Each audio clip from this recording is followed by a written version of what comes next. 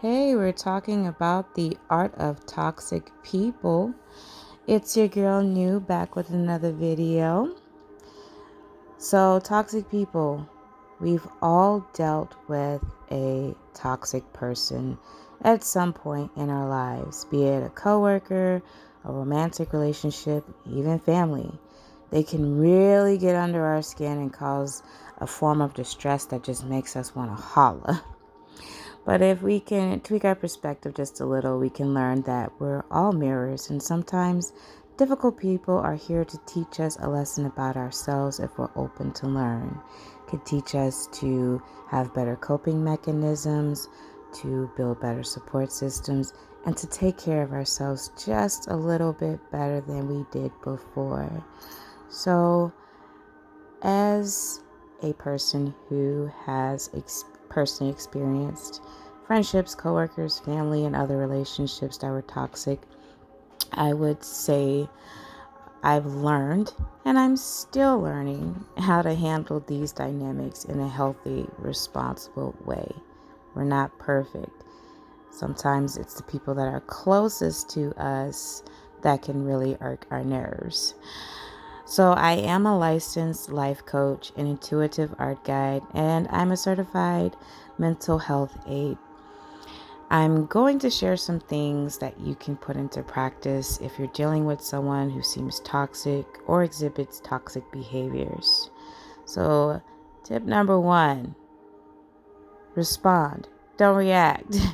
The first thing we want is to react to this toxic person by lashing out and defending ourselves. And it's natural to want to protect the ego. But most of the time, toxic people will engage in antagonistic behaviors to get a reaction.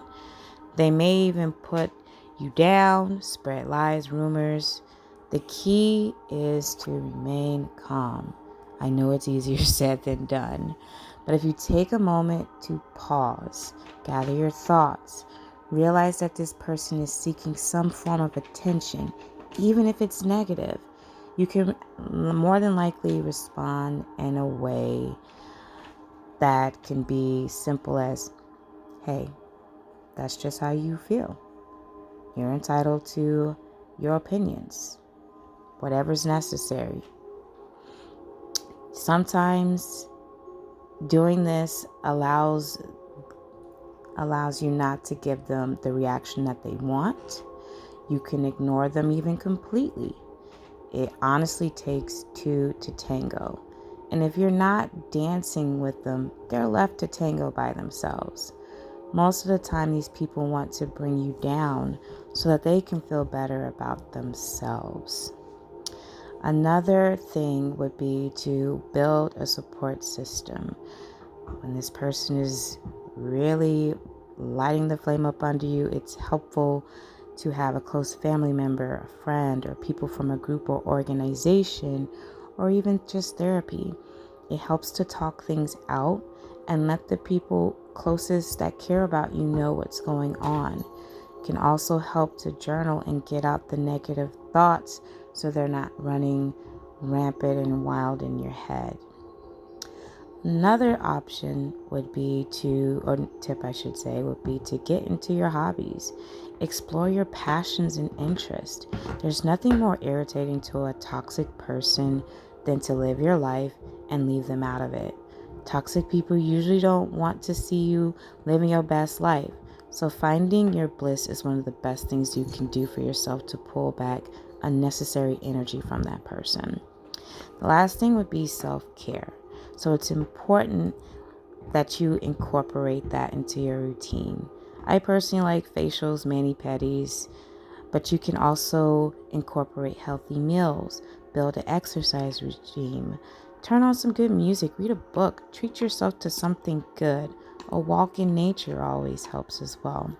All these things help you feel good about you, and toxic people honestly don't like it when you feel good about yourself.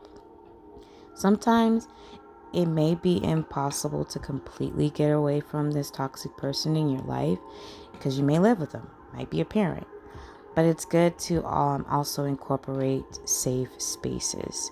So having a favorite place that you like to go, like a cafe, maybe it could be a library, maybe a nearby park, but it's giving yourself a place to retreat for a few hours and helps limit that toxic person's access to you, to give you time to regroup and better manage and equip yourself to handle them when you're back in their line of view.